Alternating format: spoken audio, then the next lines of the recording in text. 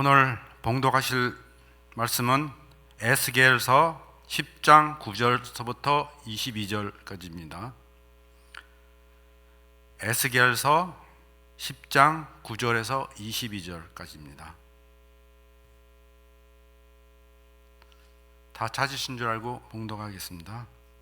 내가 보니 그룹들 곁에 네 바퀴가 있는데 이 그룹 곁에도 한 바퀴가 있고 저 그룹 곁에는 한 바퀴가 있으며 그 바퀴 모양은 황옥 같으며 그 모양은 넷이 꽃 같은데 마치 바퀴 안에 바퀴가 있는 것 같으며 그룹들이 나아갈 때 사방으로 몸을 돌리지 아니하고 나아가되 몸을 돌리지 아니하고 그 머리에 향한 곳을 나아가며 그 온몸과 등과 손과 날개와 바퀴 곧 네 그룹의 바퀴의 둘레에 다 눈이 가득하더라.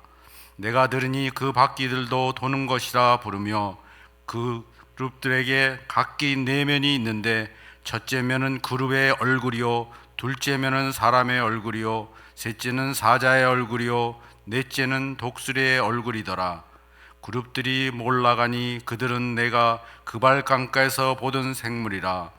그룹들이 나아갈 때에는 바퀴도 그 곁에 나아가고 그룹들이 날개를 들고 땅에서 올라가려 할 때도 바퀴가 그 곁을 떠나지 아니하며 그들이 서면 이들도 서고 그들이 올라가면 이들도 함께 올라가니 이는 생물이 영이 바퀴 가운데 있음이더라.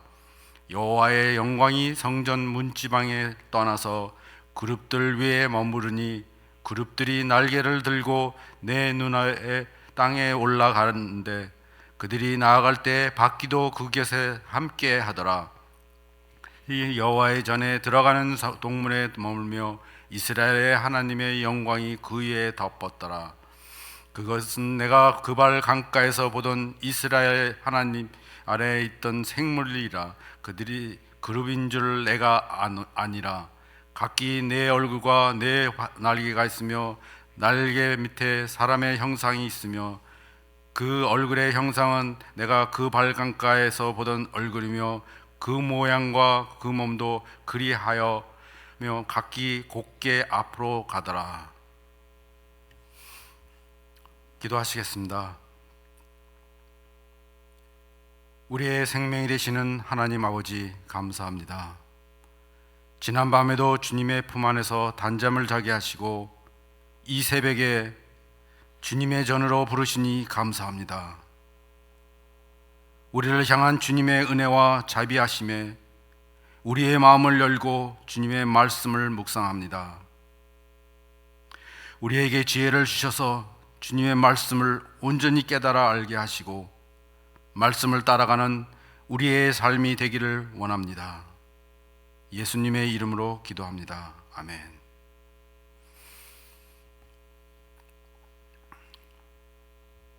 오늘 본문의 제목은 사랑하기에 멈추어 서시는 하나님이란 말씀입니다.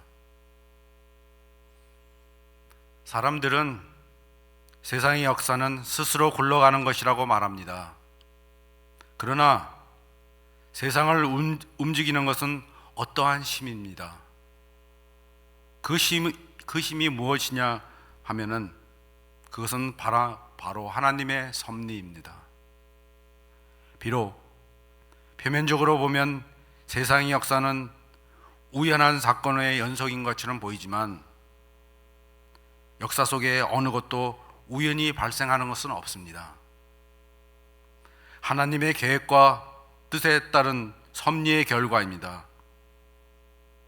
전능하신 하나님께서는 심지어 악을 통하여서 하나님께서 하시고자 하는 일을 이루어 가시는 것입니다.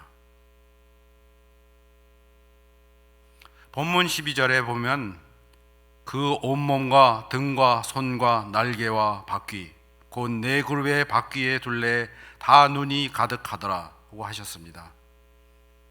이러한 네 바퀴와 네 그룹의 몸에 있는 눈은 하나님께서 온 세상을 지켜보심을 상징합니다. 온 세상의 어느 곳이든 하나님의 시선에서 벗어날 수 없음을 상징적으로 말하는 것입니다. 우리가 어떤 행동할 때 나만이 알고 있다고 생각하지만 하나님은 한시도 한순간도 놓치지 않고 우리의 모든 일거수일투족을 다 지켜보신다는 그 말씀입니다. 그럼 왜 하나님은 이 같은 환상을 에스겔에게 보여주셨습니까? 이는 당시 유다 백성들의 죄악된 삶의 면모를 하나님께서 다 아심을 상징적으로 말씀하시는 것입니다. 그러나 당시 유대 백성들은 성전과 예루살렘에서 우상을 숭배하며 온갖 불법을 자행하면서도 하나님을 두려워하지 않았습니다. 그것은 그들이 하나님께서 자신들의 행위를 보지 못한다고 생각하였기 때문입니다. 종 아까 말씀드린 것 같이 하나님께서 지켜보신다는 것을 알았다면 그들도 아마 행동이 달라졌을지도 모릅니다. 하지만 하나님의 눈은 항상 그들을 향하고 항상 그들을 바라보면서 인 것을 잊지 말아야 합니다. 또한 하나님은 그저 바라만 보고 계신 것이 아닙니다. 때가 되면은 심판이 따르는 것입니다. 우리 역시 하나님의 임재하심을 사모하며 거룩한 삶을 살아야 합니다. 죄악을 멀리해야 합니다. 그렇지 않으면 하나님의 영광이 우리 가운데 머무르지 못하시고 떠나게 되시는 것입니다. 그것은 하나님의 심판에 따라 징벌을 받는 것을 말하는 것입니다. 반대로 하나님의 뜻에 따라 움직이는 삶은, 순종하는 삶은 심판의 날에 주님의 칭찬을 받고 주님의 사람이라는 칭호를 받게 되는 것입니다. 하나님의 섭리에 우리는 어떻게 반응하고 무엇을 선택해야 합니까? 여기서 두 사람의 이야기를 전해드리겠습니다. 한 사람은 사울 왕의 이야기입니다. 사울 왕이 어떤 사람입니까? 이스라엘 사람들이 왕이 없었을 때 첫 번째 왕으로 세워진 사람입니다. 그가 왕에 오를 때 너무나도 겸손하고 성실한 사람이었습니다. 그러나 그가 권력을 가지고 권력욕에 빠졌을 때 그는 하나님의 말씀을 불순종하고 다윗을 시기하고 자기 힘을 이용하여 다윗을 죽이려 하였습니다. 또한 나라의 위기가 빠져서 힘들 때 사울 왕은 어떻게 했습니까? 사울 왕은 하나님을 의지하기보다는 신접한 여인, 다시 말하면 무당을 찾아가서 이게 어떻게 하면 좋겠냐고 물어봤습니다. 그러나 그것은 하나님의 길을 벗어나는 행동이었습니다. 그리고 최후에는 전쟁에 가서 죽는 일이 벌어졌습니다. 또 한 사람의 이야기는 다윗 왕의 이야기입니다. 다윗 왕은 어려서부터 하나님을 신뢰하였습니다. 하나님을 욕되게 한 골리앗을 상대로 하나님의 이름으로 나아가서 싸움에서 이겼습니다. 우리가 소위 말하는 다윗과 골리앗이라는, 다시 말하면 작은 사람이 그 거대한 그 적을 어떻게 물리쳤는가를 보여주는 하나의 이야기죠. 그런데 하나님은 그 다윗을 어여보시고 또 다윗은 오직 하나님의 말씀에만 순종하였습니다. 사울 왕으로 인해 핍박과 어려움의 가운데에서도 하나님의 말씀을 순종하였습니다. 한 사건으로는 사울 왕을 죽일 기회를 찾았었습니다. 그런데 그는 사울 왕을 죽이지 않았습니다. 왜? 그는 사울 왕은 하나님의 기름을 받은 자이기 때문에 죽이지 못한 것입니다. 왜냐하면 다윗 왕은 하나님이 자신을 바라보고 있다는 것을 알았기 때문입니다. 하나님 보시기에 악을 행할 수 없었던 것입니다. 다윗 왕은 오직 하나님의 말씀을 따르는 주님의 사람이었습니다. 일이 잘 될 때, 어려울 때 하나님을 찬양하고 의지하기에 다윗 왕은 하나님의 마음에 합한 사람이라는 일컬음을 받게 되었습니다. 그리고 주님의 칭찬을 받고 주님의 사람으로서 살았던 것입니다. 우리는 어떤 사람이 되어야 할까요? 상황에 따라 변하고 모든 일을 자기 마음대로 결정하는 사울 왕 같은 사람이 되어야 되겠습니까? 아니면 언제나 변함없이 주님만을 바라보면서 주님께 순종하는 다윗 왕과 같은 사람이 되어야 되겠습니까? 우리의 선택은 다윗 왕이어야 됩니다. 그래서 주님께 칭찬받고 또 멸망의 길을 벗어나서 천국에 달아가는 우리들이 되어야 되겠습니다.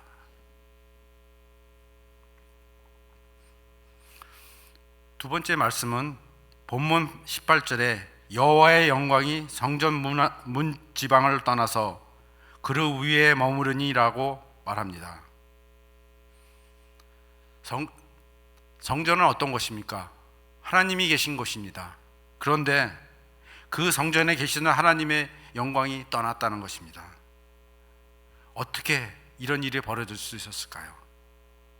성전을 떠나시는 하나님의 영광에 대한 내용은 에스겔 환상 중에 예루살렘 성전에서 하나님의 영광이 떠나는 성전에 떠나시는 것을 목격하는 장면입니다. 지성소 위를 떠나 성전 문지방에 이르신 하나님의 영광을 다시 성전 바깥들 동문으로 이동하였다고 말씀하십니다. 지성소에 출발한 하나님의 영광은 성전 문지방을 거쳐 바깥들 동문을 향하고 결국 성전과 예루살렘을 완전히 떠나게 된 것을 암시하고 있습니다. 하나님의 영광이 떠나는 것은 예루살렘 성전과 성읍에 대한 심판이 시작되었다는 것을 말하는 것입니다. 이는 성전에서 행해진 죄악에 대한 하나님의 징벌입니다. 이스라엘 사람들은 잘못된 생각을 가지고 있었습니다. 무슨 잘못된 생각이냐면 자기들은 선민이기 때문에 하나님은 이스라엘 사람들과 항상 계실 것이라고 생각하고 그들이 어떤 잘못을 벌인다 할지라도 하나님은 결코 자기들을 떠나지 않는다는 그러한 생각을 하고 있었던 것입니다. 또한 이스라엘 사람들의 생각은 예루살렘에 대해서 굉장히 프라우드를 하고 거기는 아무도 침범할 수 없다는 생각을 하고 있었습니다. 그런데 예루살렘엔 왜 그런 생각을 그 이스라엘 사람들이 그렇게 하고 있었습니까? 그곳의 위치는 너무나도 험악하고 아무도 들어갈 수 없었던 그러한 곳입니다. 수많은 세월 동안 우여곡절을 통하였지만은 그들이 아무도 예루살렘을 침공해 들어올 수 없었던 것은 예루살렘이 해발 800m라는 고지대에 건설되었고 주변에 계곡이 둘러싸인 천혜의 요새이었기 때문이도 아닙니다. 예루살렘의 군사력이 막강해서도 아닙니다. 예루살렘이 그동안 보존할 수 있었던 것은 하나님께서 친히 예루살렘의 성벽과 방패가 되어 주셨기 때문에 예루살렘을 보호할 수 있었고 이제까지 예루살렘이 안전할 수 있었던 것입니다. 그러한 예루살렘을 하나님께서 떠나신다는 것입니다. 예루살렘을 떠난다는 말은 예루살렘의 파멸을 말하는 것입니다. 그럼 왜 하나님께서 예루살렘을 버리셨나요? 아까도 말씀드린 것처럼 성전에서 행해지는 우상 숭배와 죄악에 대한 하나님의 심판을 예고하고 하나님의 영광이 더 이상 그곳에 머물 수 없었던 것입니다. 왜냐하면 하나님은 깨끗한 곳에만 계실 수 있는 것입니다. 죄악에 물들고 우상과 함께 있는 그곳에 계실 수 없었던 것입니다. 그러나 그렇게 성전을 떠나는 하나님께서 쉽게 바람과 같이 사라지시는 것이 아닙니다. 하나님은 악한 사람들을 볼 때도 그들을 불쌍히 여기시는 마음이 있으셨던 것입니다. 마치 사랑하는 아이를 두고 어쩔 수 없이 떠나야 하는 부모의 모습과 같습니다. 예루살렘을 사랑하시기에 떠나면서도 머뭇거리고 계셨던 것입니다. 사랑하기에 징계하시고 사랑하기에 머뭇거리셨습니다. 이것은 예루살렘을 향한 하나님의 마음이며 우리를 향한 하나님 아버지의 마음입니다. 우리는 성경에서 불행한 최후를 맞이한 한 사람을 또 만나려고 합니다. 그 사람은 바로 가롯 유다입니다. 그는 예수님의 12제자 중 한 명이었습니다.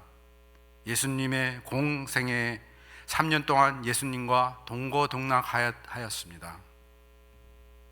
또한 주님 밑에서 회계를 담당하는 신임받는 제자였습니다.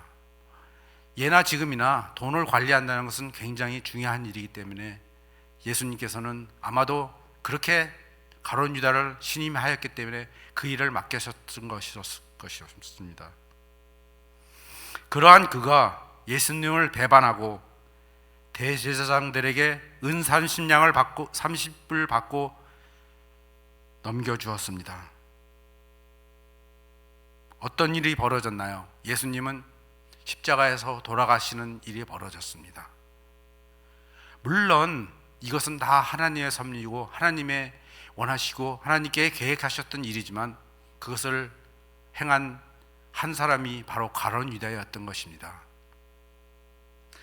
그 가롯 유다는 예수님이 죽고 죄책감에 살 수가 없었습니다. 그리고 그의 최후는 자살이라는 결과로 나타났습니다. 얼마나 끔찍하고 얼마나 불행한 일입니까? 그래서 이것에 대해서 마태복음 26장 24절에 예수님께서 인자는 자기에 대해 기록된 대로 가거니와 인자를 파는 그 사람에게는 화가 있으리로다. 그 사람은 차라리 태어나지 아니하였더라면 제게 좋을 뻔하였느니라 라고 말씀하셨습니다. 그만큼 예수님은 가롯 유다의 행함과 그의 결과가 너무나도 불쌍하셨기 때문에 그렇게 말씀하신 것입니다. 그토록 주님은 우리가 죄로 인해 죽어가는 것을 안타깝게 여기시고 불쌍히 여기십니다. 하지만 하나님의 공의는 변함이 없으십니다. 언젠가 마지막 날에 하나님께서 모든 사람을 심판하실 것입니다. 그때 따르는 것은 두 가지입니다. 상급이냐 징벌이냐, 그 두 가지인 것입니다. 하지만 주님은 지금도 사람들이 잘못된 길에서 돌이켜 주님께로 돌아와 영원한 멸망의 길이 아니라 구원받기를 원하시는 것입니다. 그래서 지금도 참고 기다리고 계신 것입니다. 지금 세상을 보면 많은 사람들이 말세다, 예수님이 오실 때가 가까웠다, 종말이 가까웠다 이렇게 말합니다. 이런 때에도 하나님은 부모의 마음으로 사울왕이나 가롯 유다와 같은 사람들이나 주님을 떠난 사람들이 한 사람이라도 주님께로 더 돌아오기를 기다리고 계십니다. 또한 그렇게 기다리시면서 참고 기다리시기 때문에 어쩌면 예수님의 재림이 우리의 생각보다 더디게 오는지도 모릅니다. 하지만 하나님은 언제까지 기다리시지 않으십니다. 언젠가 마지막 날이 오기 전에 하루속히 주님께로 돌아와 자비와 긍휼하심의 하나님의 은혜 가운데 거하시는 삶이 되어야 되겠습니다. 우리는 모두 천국에서 만날 그날까지 주님 안에서 주님의 원하시는 삶을 살아야 되겠습니다. 기도하시겠습니다.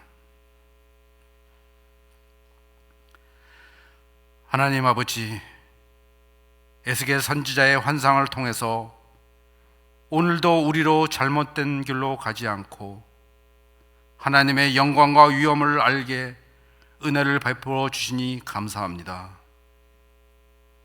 우리가 전능하시고 우리의 생명이 되시는 주님이 거하실 처소가 되기 위하여 말씀으로 정결하게 해 주시옵소서.